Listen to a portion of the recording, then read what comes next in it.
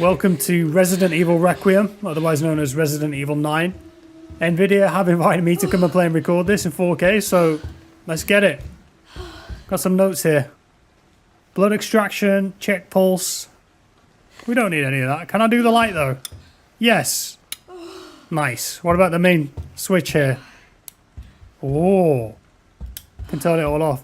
Yeah, so this game has got ray reconstruction and path tracing, so it looks very nice. It's raining outside. I can hear something. Hello? Does that work? It worked a little bit. Oh. For me? Yeah, that's done. I want that bottle. Thank you. Empty bottle. You can throw it.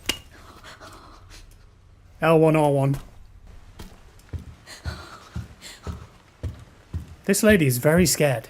I mean, it is quite dark. A door. Denied. No entry.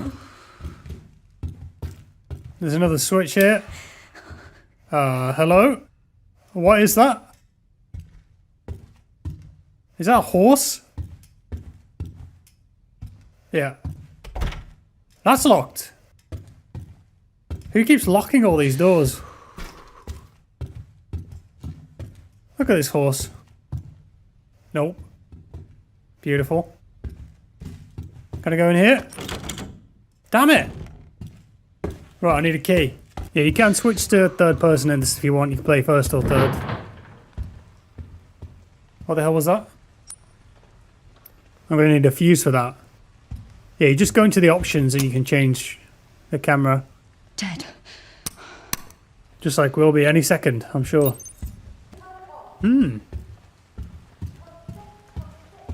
A drawer. Oh, there's a key. The cherub key. I'm going to have to... Yeah. Every light I see, I'm going to have to do that. That looks cool in there, though. Some kind of psych ward I'm in here, or care home.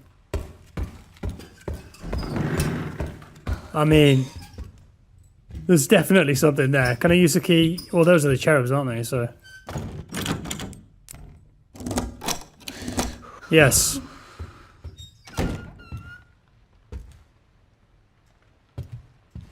Hello? Nobody home. Oh wait, have I got a... Look at that little reflection there.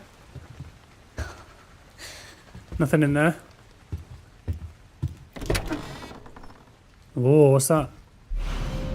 Empty ink ribbon. Don't you use those for saves? Look. Oh. No vampire. Lighter. Okay, I can use that in the dark areas. I need a tool to open it. Okay. Let's try the lighter out. Look at that. Oh, yeah. Whew.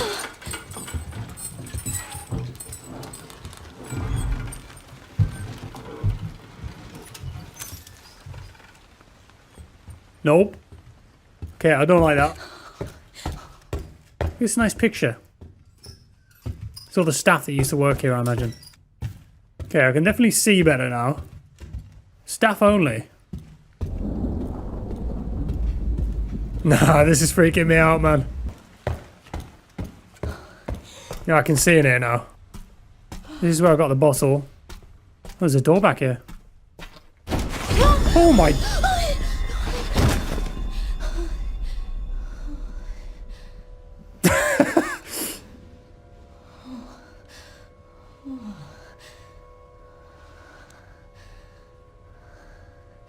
He's dead.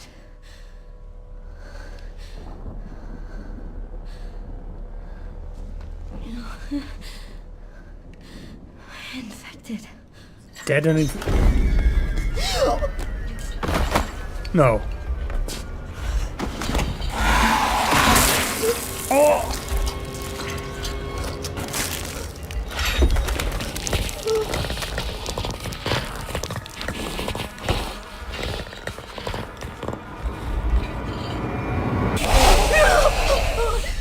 Are we friends?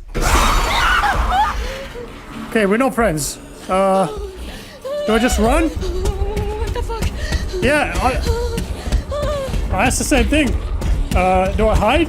Nah, probably not. Probably shouldn't hide. I'm just going there. Okay. He doesn't want me there. Back we go. I mean, this is where I started. It's a dead end, isn't it? Come on. You want some? I've got this bottle, mate. Go on. Don't come any closer! Have it. Oh, you don't like that, do you?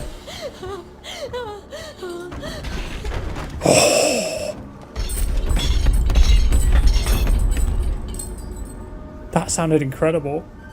Oh, what the hell was that thing? I don't know what it was. Just escaped through a hole in the roof. So what were you guarding? Oh my god. A med injector.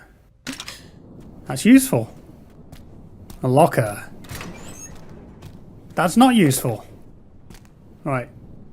Crouch under this. He's very dead.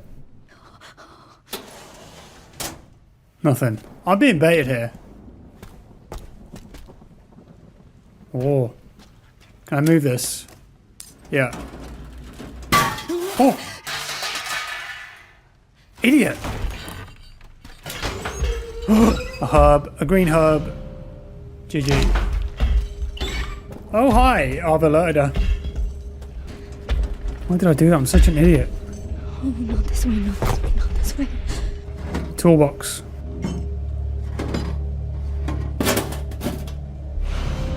Screwdriver! Yes! Okay, I can get the fuse with that, I think. Move this light out of the way. Bro. Come on. You having a laugh? Uh-oh. Ma'am? Hi. That's a nice dress. I don't know what to do. I've got no weapons or anything. I've got to get down there, I think. Oh my... Why are you the way you are? Is sniffing me?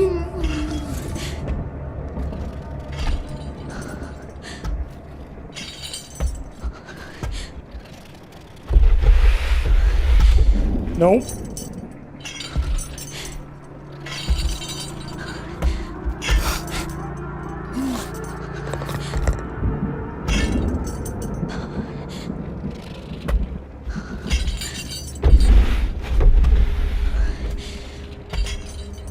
This is giving me mad alien isolation vibes right now. If I throw this bottle over there and wait for it to go past.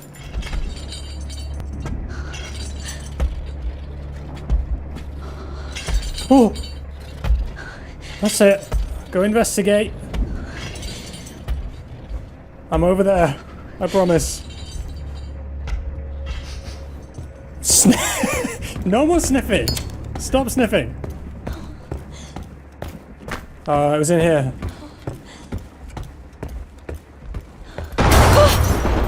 Please. Why? Okay, screwdriver. Yes. Get that fuse. Target acquired.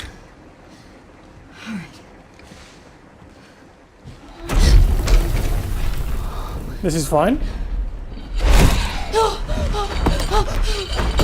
It's not fine. Okay, run, run.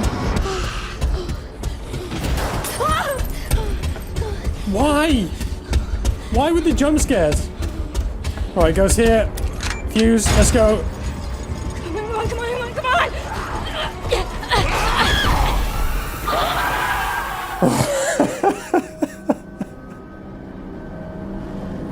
Thank you for...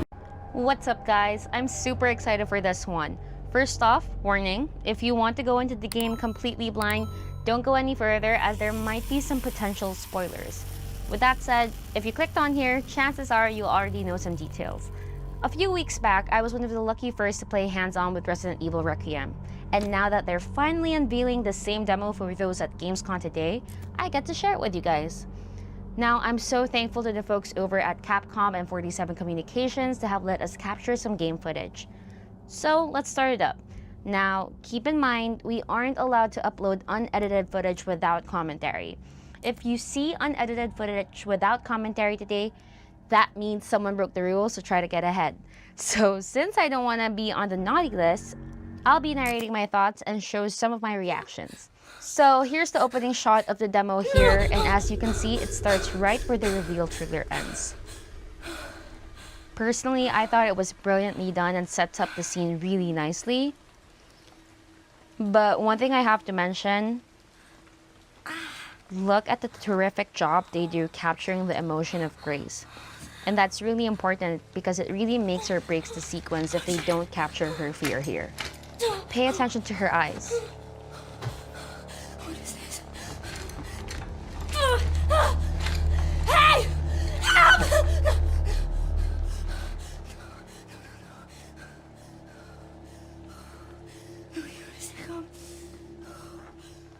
Director Koshi Nakanishi has already established that Grace Ashcroft gets easily scared, a character type that's new for the franchise. So I can imagine they want to get as expressive and nuanced as possible for Grace. So you can see that her blood is being drained here. So we can assume that her blood is special. We'll talk a little bit more about that later. Oh, yes.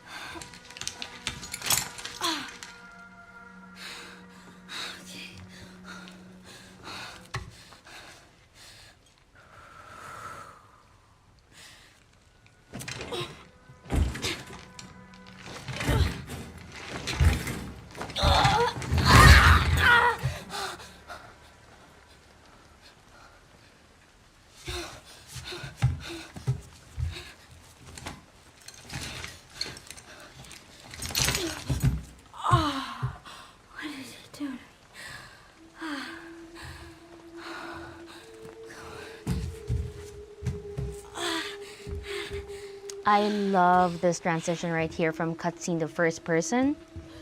So from here you explore the room, and per usual they do an amazing job with the little details. Everything from the lighting, the shadows, and the sounds of the footsteps.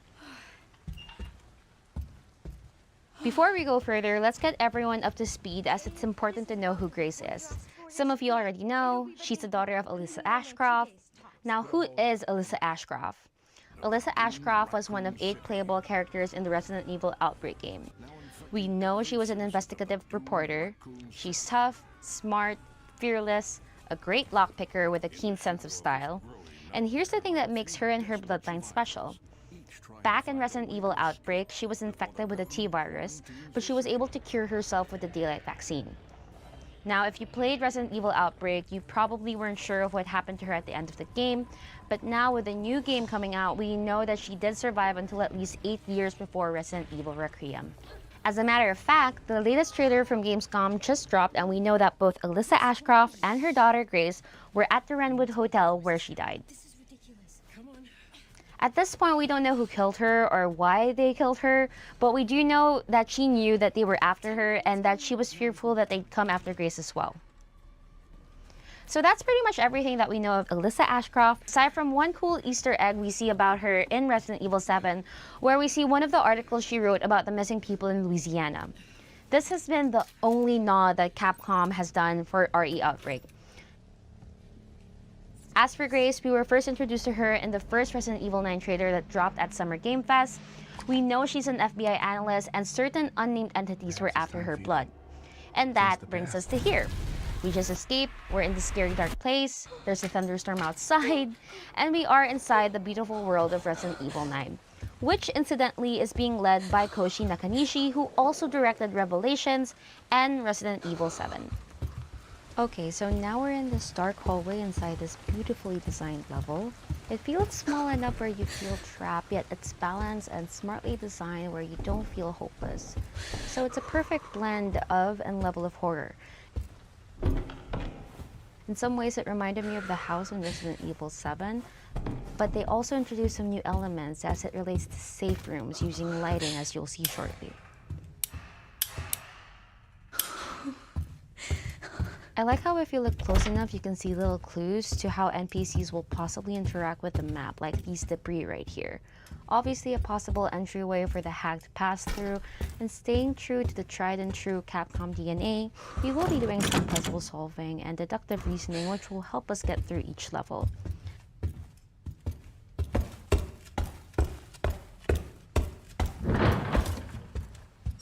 Awesome sound design, great Foley work. Dead. The world building in Resident Evil is something I never thought I would get so invested in, and in this demo, you can tell that everything is much more refined compared to Resident Evil 7.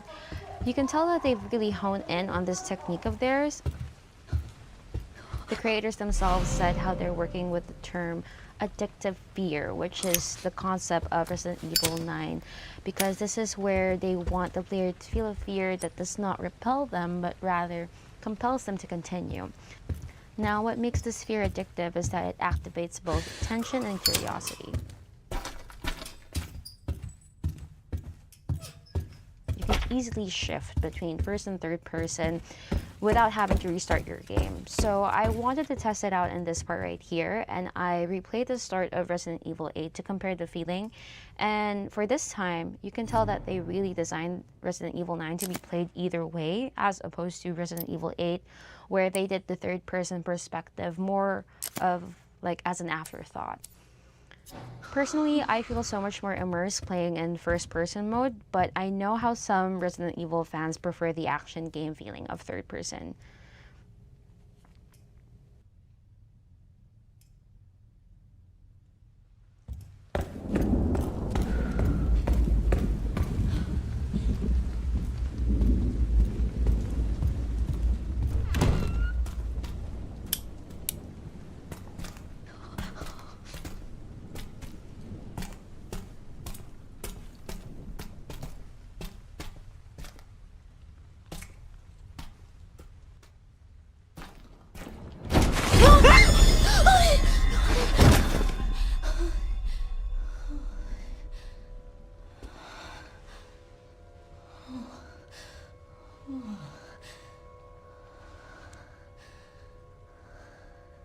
He's dead.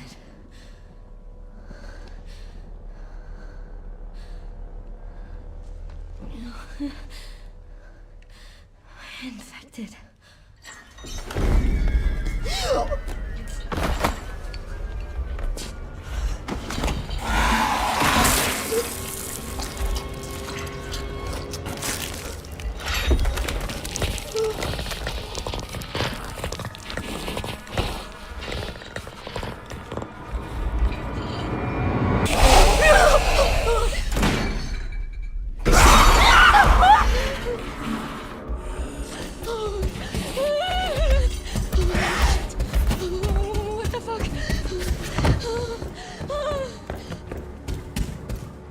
So the sudden but seamless transition from third to first person still got to me. So just remember, you're not safe. The dev always have something up their sleeves.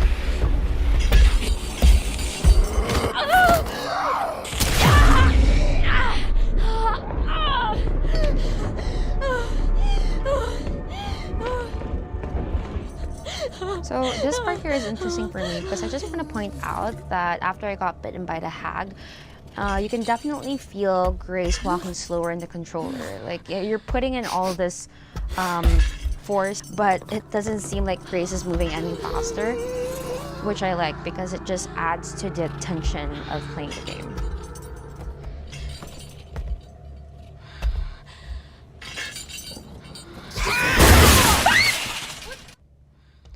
So this here was actually a really cool moment, and it just shows how well they built the hag.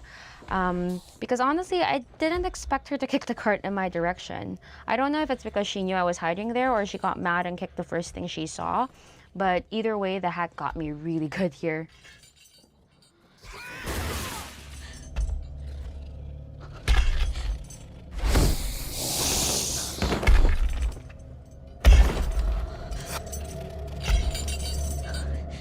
Okay, so this part is really epic because look at that hand and the structure of the scene and everything. I just really love how this scene was composed. I love how they use the little light they have in this demo to paint how terrorizing the hag is.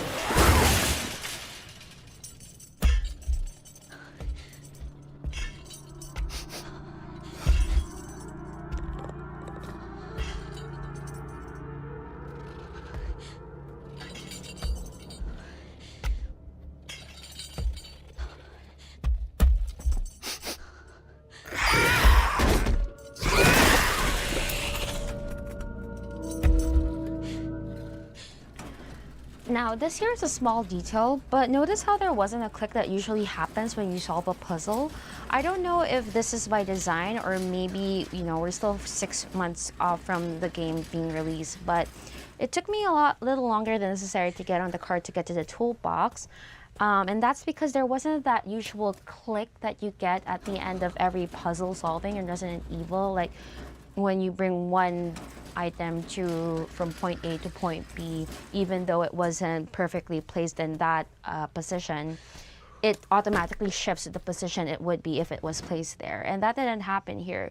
So if this is any clue as to how the rest of the game will be, there will be no spoon feeding in Resident Evil 9. Yes.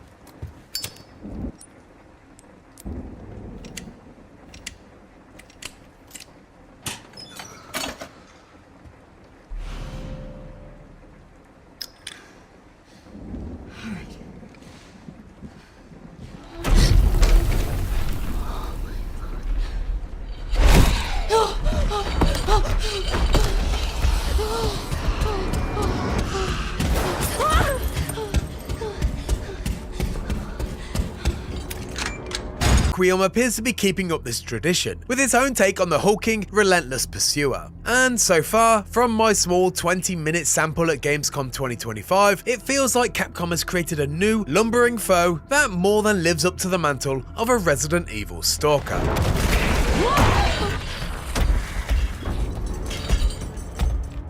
The short demo takes place at the Rhodes Hill Chronic Care Centre and stars our latest protagonist, Grace Ashcroft, who creeps through the dimly lit and suitably spooky setting, armed only with a lighter and glass bottles. While I expect that combat will be a part of the full game, there were no firearms to be seen in this demo, so there's an inherent emphasis on caution while creeping around the clinic's handful of rooms and single long connecting hallway. And if you think that sounds like an incredibly small location to explore, well, you're right. My sample of Requiem lacked any real kind of exploration and was largely a task of collecting item A to open item B, which allowed you to get item C and so forth.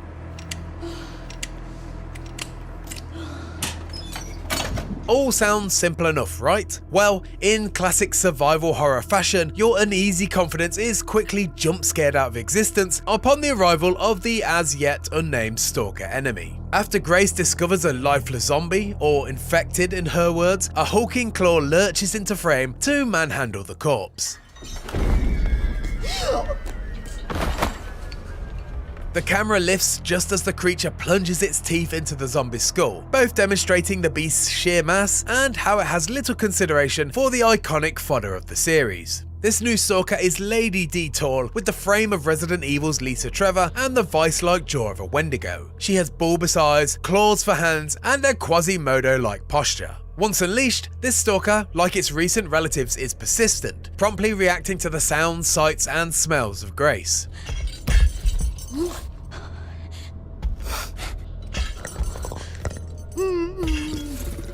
And like her xenomorph stalker cousin from Alien Isolation, this monstrosity can, and will, travel above you through the ceiling space, dropping down as quickly as it can scarper up. Basically, she's relentless and can easily outmaneuver you.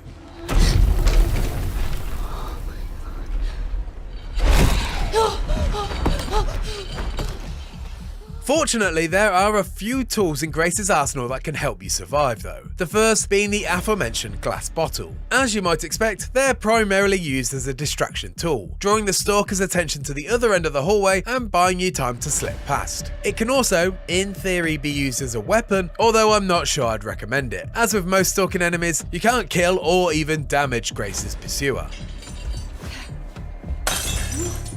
Perhaps Grace's most valuable weapon though, as you might have gathered by now, is sneaking. While crouching, you are afforded some moments of mercy, as you take advantage of whatever small pockets of space you can find, be that under tables or behind corners. It's a useful skill, particularly in the nurse's station room, when drawing the attention of the beast is inevitable due to a scripted sequence. It does, however, only buy you a moment to slip by, and even when you reach a safer spot, flicking open your lighter to illuminate the darkness will draw the stalker's attention back to you. Creep as much as you wish, but your pursuer is always hot on your heels, no matter how carefully you tread.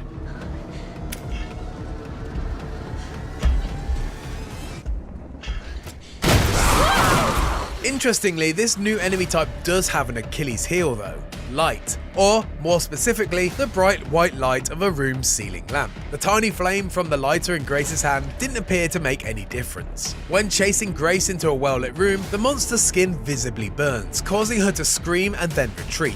Not only does this put some of the power back into your hands, but it's also a nice interpretation of the rules of Resident Evil's safe rooms. If you've ever seen Mr. X's bizarre backpedaling when confronted with a safe room, you'll know this change is a welcome one, adding some well overdue logic to the classic gameplay trope that magically blocks a stalker from entering your safe haven.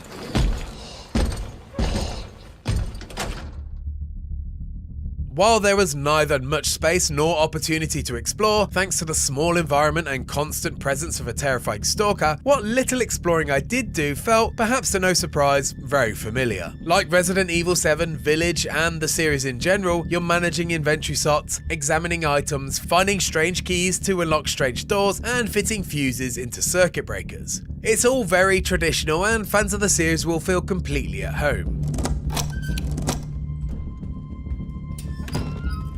The first-person perspective of the more recent mainline games also remains, and at the suggestion of both the developer and myself, it's the optimal way to play a horror sequence like this one. However, following in line with the upgrade Capcom provided Resident Evil Village, you can also play Resident Evil Requiem from the classic third-person perspective. Your choice of camera can be changed on the fly in the menu anytime you wish, allowing you to freely switch and create a different kind of atmosphere. It's an interesting choice for a non-remake Resident Evil game, and certainly doesn't feel like an afterthought, even though it may cynically appear to be at first. In a way that perhaps only a AAA budget game can, both viewpoints are extremely well designed, with moments tailored for each experience to maximise the player's fear.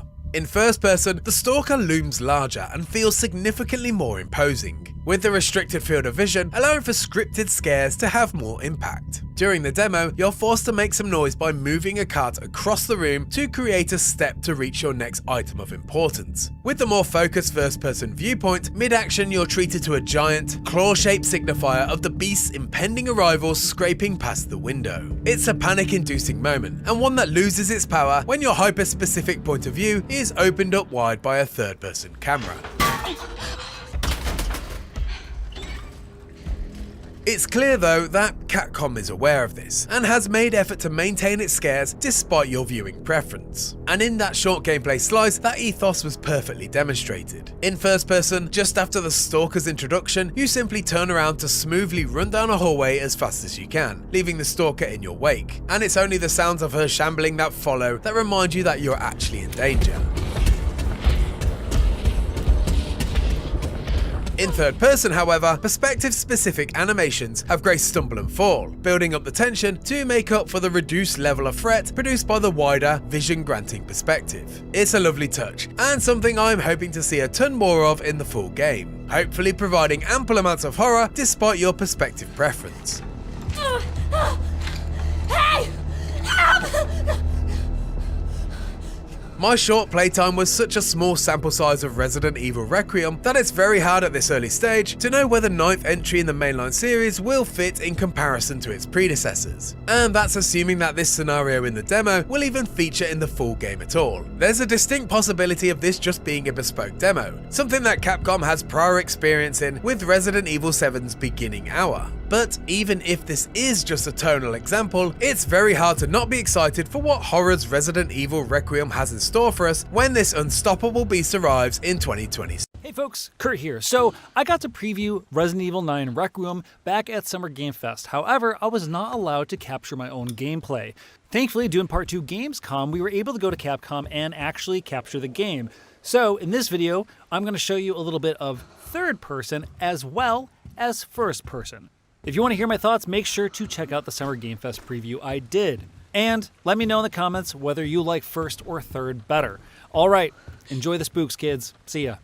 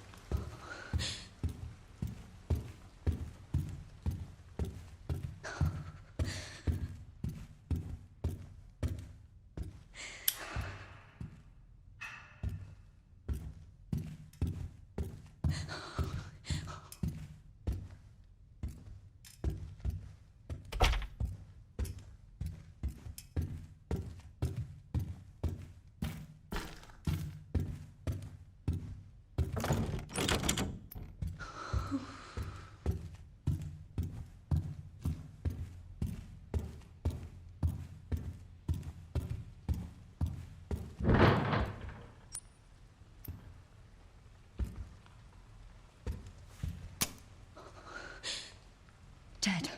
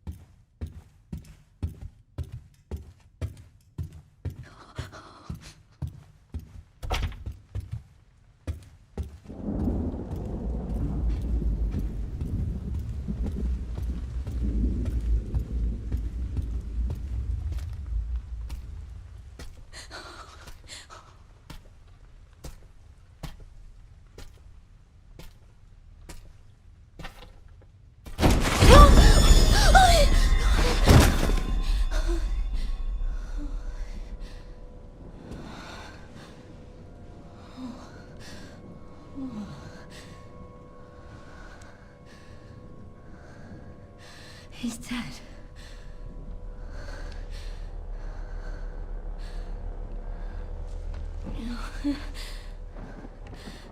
Infected.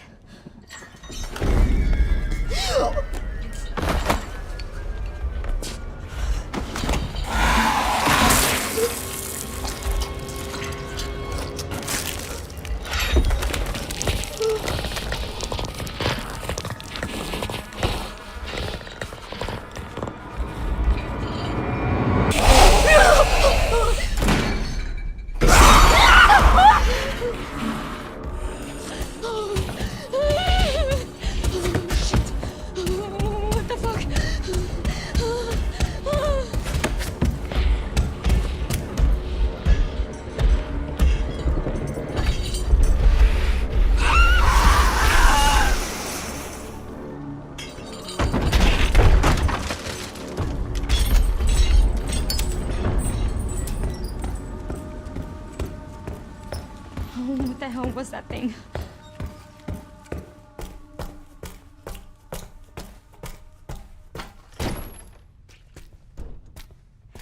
Oh.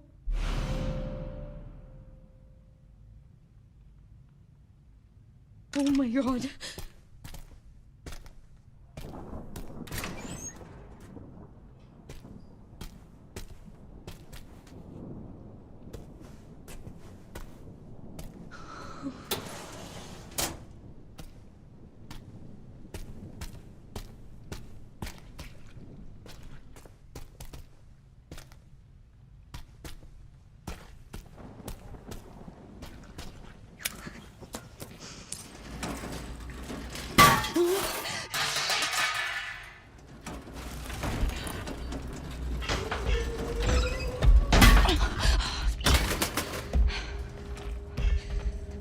Not this way, not this way, not this way.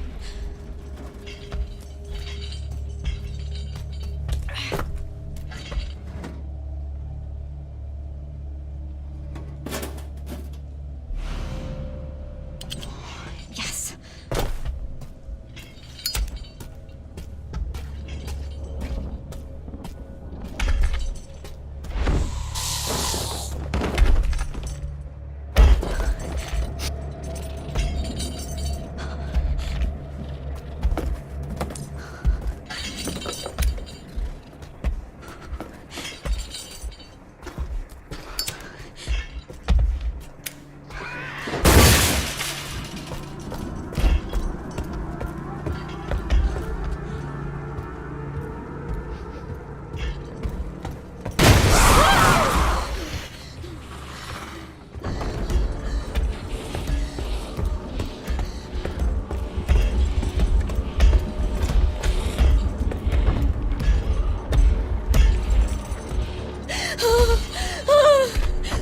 Don't come any closer!